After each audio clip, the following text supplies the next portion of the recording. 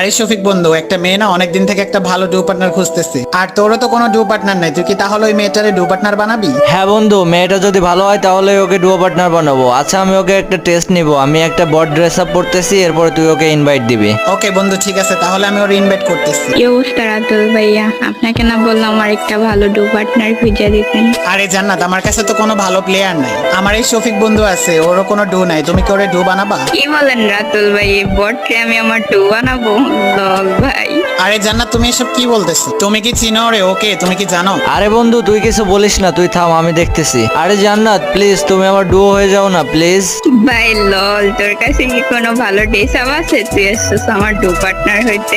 ও আচ্ছা, duo partner হইতে তাহলে ড্রেস আপ লাগে, তাই না? আচ্ছা রাতুল বন্ধু, 1 মিনিট দাঁড়া, আমি গ্রুপ থেকে বেরোয় আবার আসতেছি। ও ভাই, বিগ ফ্যান বিগ ফ্যান। আপনি কি আমার ডু পার্টনার হবেন? পাতার নাম পুদিনা, তোমার মতো মেয়েকে আমি